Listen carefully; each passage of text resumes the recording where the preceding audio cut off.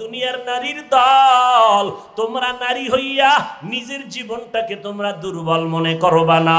ওই মক্কার বেঈমানেরা নারীদেরকে তুচ্ছ মনে করত, এখনো ওই বেঈমানের পা চাটা গোলাম এক দলেরা আছে, নারীদেরকে পছন্দ করে না, নারীদেরকে বাজারের পণ্য হিসাবে ব্যবহার করতে চায়। আছে না নাই? এই সমস্ত দুশ্চরিত্রওয়ালারা আবার মাইকে স্লোগান দেয় ইসলাম নারীর ইজ্জত দেয় নাই।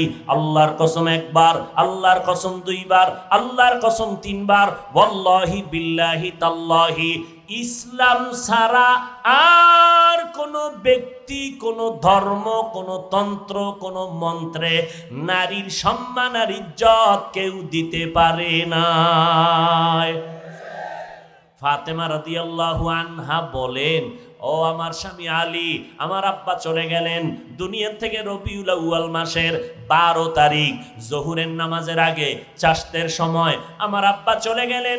বুধবার দিন তাহাজ্জুদের সময় আমার বাবার দাফন হয়ে গেল। ও হযরত আলী, আমার জীবনে ফাতেমার দেহটা কেউ দেখে নাই, কোন দুনিয়ার বেগানারা দেখে নাই।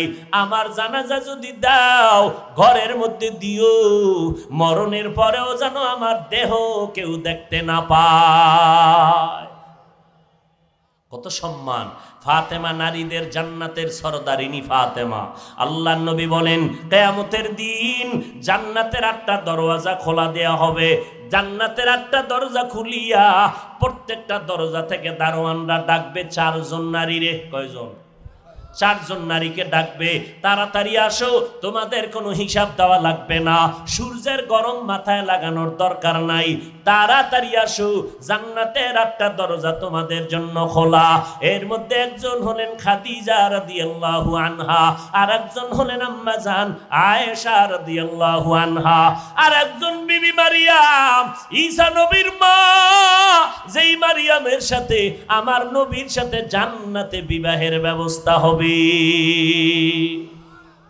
সারা রাত নারীদের মর্যাদার বয়ান করলে শেষ হবে না।